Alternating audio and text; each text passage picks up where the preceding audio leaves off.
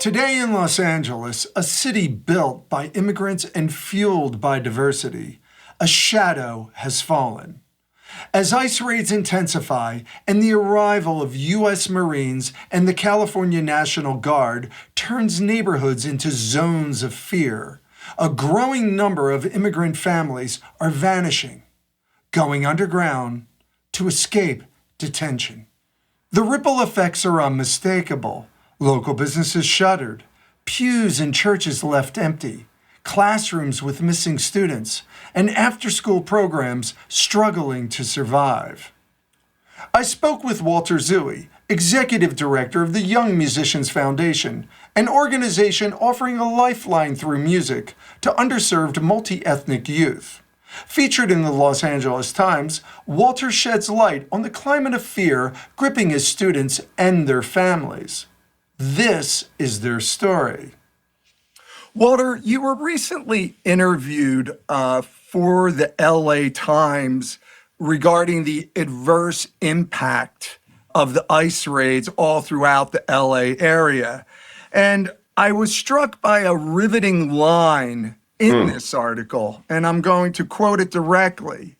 "The music went silent this Father's Day weekend at the Young Musicians Foundation. What happened?" That day, we were scheduled to have our annual spring concert. All the kids at a certain level, not every kid who comes here performs in the concerts, but they've been working hard all semester long on individual performances. We have a cumbia group, and we have a ranchera group, an R&B group, and they're just looking forward to playing this concert. And the families of these kids are so involved. It's just remarkable. There's a real sense of community here. And so for these concerts, the families come in and they help decorate, and they bring in like tables and tables worth of food. And it's a true community celebration. That sounds wonderful. And, due to these raids, which had just really started the week before, we started getting calls the week of the concert. And very almost timidly, the families would say, "I know the concert's this Saturday, but we're just afraid to leave the house right now." Especially, all of us being in this kind of concentrated area. And our facility is at a fairly prominent intersection, Central and Jefferson here in South Central LA with big glass windows and stuff. And so call after call after call, families just saying, "Look, I'm really sorry, but we're gonna sit this one out." And so we had to cancel the concert. So was it like 80% of the people canceled or 100%? I mean, could you put a percentage on it, so to speak?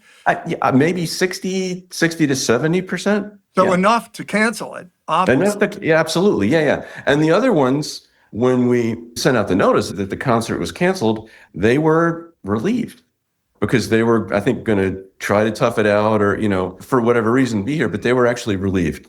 And we had to cancel 2 subsequent events. After that, the week after, we were asked to perform at our local city council person was having a Juneteenth celebration, and our ranchera ensemble was asked to perform. And that's always fun, and it's great for the families to see their kids in these more elevated situations.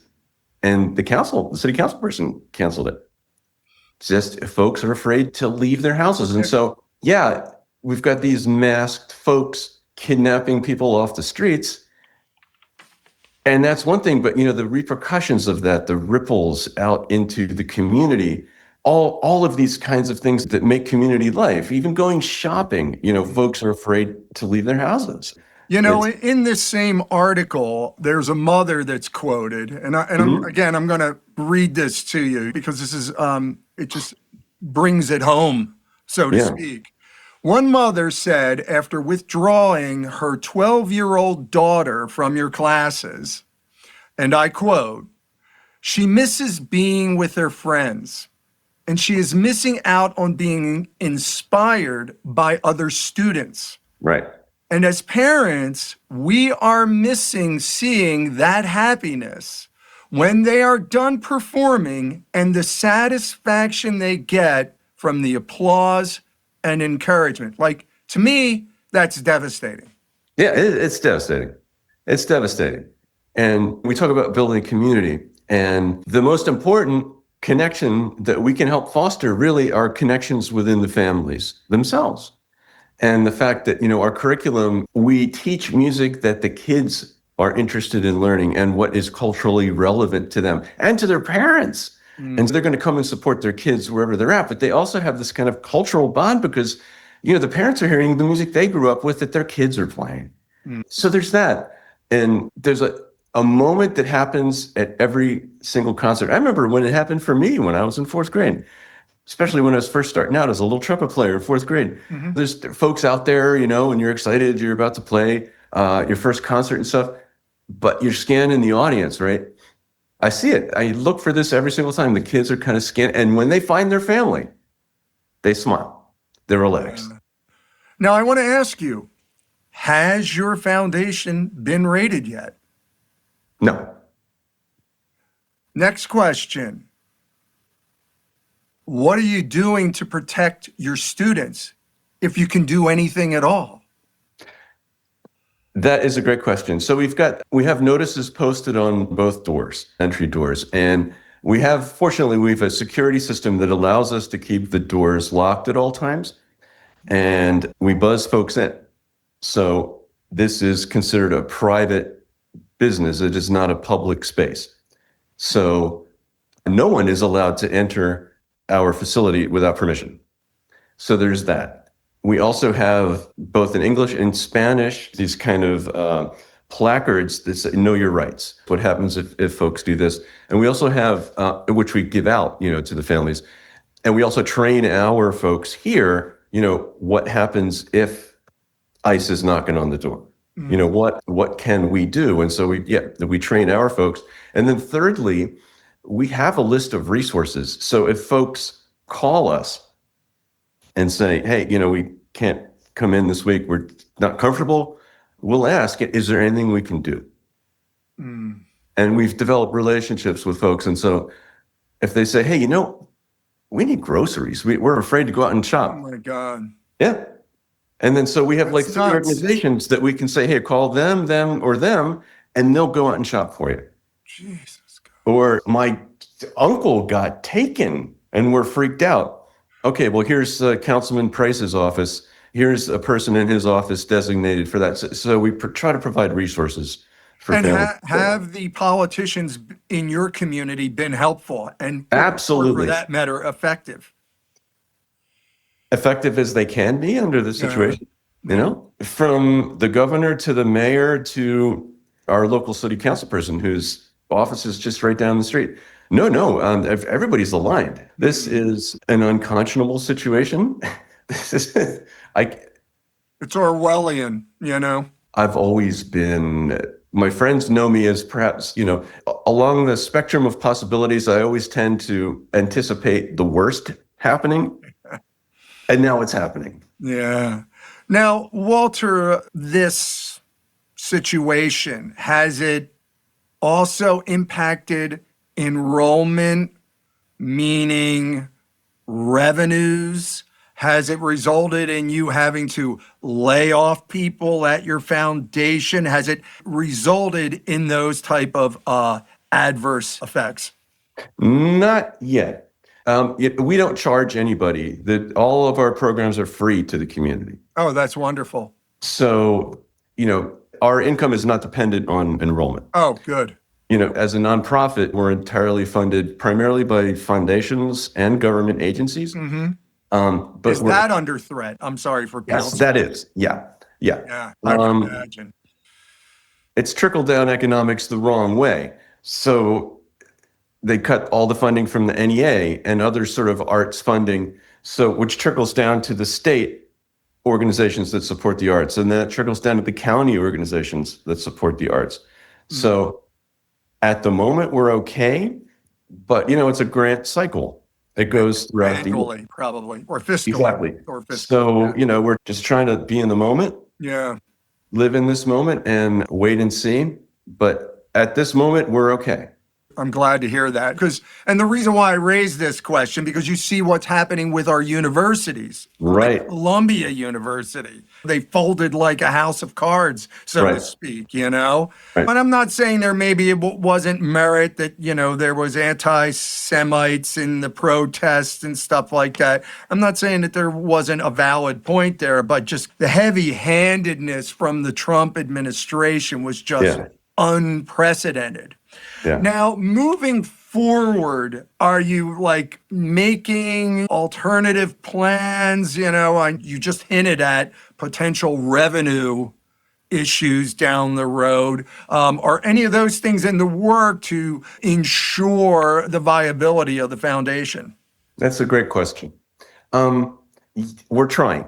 Yes. I mean, we have to be proactive. We have to be agile. And when the pandemic hit, the same thing. We had to be agile, and we found a way to work through it. So if our traditional sources of funding, which are the foundations and government agencies, if that dries up entirely or decreases, I'm sure it will decrease. We're going to have to look to the public much more, I don't want to say aggressively, but we're going to have to expand the reach. Exactly. Yeah. And we're going to have to reach out to just folks who think what we're doing, is making a positive contribution to the community, and hopefully they'll want to support that. We're working on strategies now to up our individual donation campaigns. I know that you're probably in many ways, I won't say scrambling, but really going, we got to really consider alternative sources of revenue here with the way things are going, because there's another 3 years of this at a minimum, and that's like a friggin' eternity, I want to bring up just another point here, and it just happened recently in your area. Mm-hmm. This recent raid at MacArthur Park was extraordinary. I mean, to watch on TV, and you have heavily armed ICE agents, mounted police in battle formation in a park, a city park, full of kids. You know what I mean? With armed personnel carriers, I would think that they're tracking down violent criminals, and what are they, M13 gang members? MS-13. Yeah, and I remember in the interview, I think I saw it on CNN, the Mayor Bass. Yeah. Mm-hmm. And she literally, I'm going to read this quote to you, because I just thought she just nailed it. What I saw in the park today looked like a city under siege, under armed occupation. Yep. It's like martial law or something, I mean, I remember all the way back with the Cold War and, the Berlin Wall. And remember, Poland was revolting against that Polish union leader. I forget. That's right. But, and Russian tanks came out and it's just surreal, man. It is not the country I know. This is not the country I know, where masked kidnappers can jump out of unmarked military vehicles and pick anyone off the street that they want and disappear them at any moment's notice. And no identification, no identification, no. And then that person I can buy an ICE jacket probably online and walk out happening. As like I'm an ICE agent, That's happening. That's actually happening. People, they've actually been arrested, quote unquote, imitating ICE agents, impersonating them, because why not? I mean, just put a mask on and it's horrifying. Yeah, and that's the word. Horrifying. And it's soul killing, and I can't let myself give into it. We can't let ourselves as an organization give into this, because I think that's what they want. They want us to be dispirited. They want us to hide in our houses, and they don't want us to make any fuss, and they just want to be able to run rampant and do whatever they want without any resistance whatsoever. And we're just going to keep doing what we're doing. Yeah, and that's all you can do. And that's all I can do. That's all you can do, man. And just plan for the future, really. That's what you really need to do. Listen, Walter, good.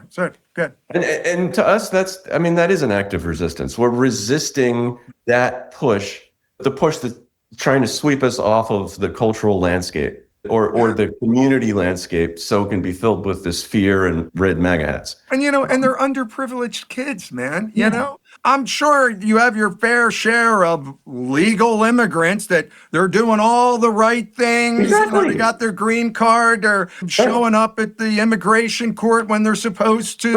Right. The process working. It's like, yeah, it's disturbing. And I just think that there's a lot of people like yourself, myself, and others that are really looking forward to the midterm elections in 2026. If we have them. If A, you're right, if they happen, and B, if they do happen, if they're not rigged. Where did we hear that from? Yeah.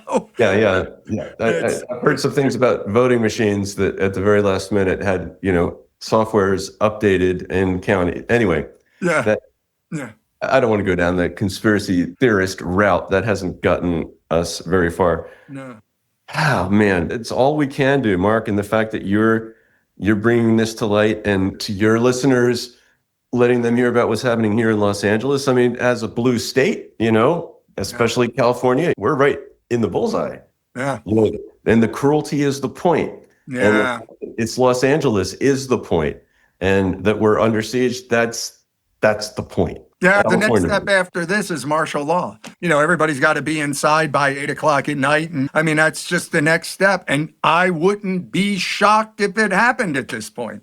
I just wouldn't. I mean, I'm going to tell you right now, my personal opinion, if one of those ICE raids go terribly wrong, when I say terribly wrong, there's gang members that ambush them and like a half a dozen ICE agents get killed. Wherever that happens, and I'm not hoping that happens, to be clear, but I'm just saying, if that would happen, I wouldn't even be surprised if Trump, proposes martial law and go, look at this is insane. And that would be insane. But the point is, it's just that they're like, I almost sense that he wants them to bring it on. Like, do it. Come on, do it. So I can push that button. Yep. And part of the population that we work with are former gang members. We work with an organization called Homeboy Industries, the most successful, largest gang intervention program in the world. They started in the 90s. And I see those folks every week. They have no plans to resist ICE in any way, shape, or form. Yeah. If something like that does happen, it will be a setup. Because it won't be gang members. Yeah. It'll be false flag. False flag. Here we are on the other side of that equation. But anyway, Walter, I really want to thank you, man, for taking the time, sharing your story. It's so sad, so unfortunate. Us adults, we can handle this level of stress, but little kids, they just internalize that and it stays with them for the rest of their lives. And that's what's so tragic here.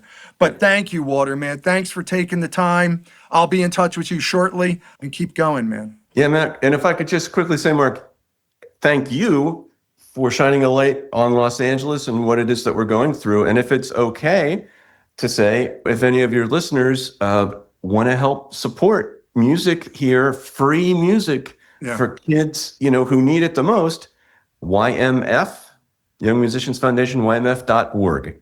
Fantastic. $5, $10 contribution will help keep our lights on and help keep the light in the heart of these kids on. And that's the most important thing. Yeah, and it's a great cause, man. I mean, it's just an absolutely great cause. And you do a fantastic job. And your whole team, Walter. Really. Thank you, man. All right, brother. Listen, have a great weekend. And thank you for your time, man.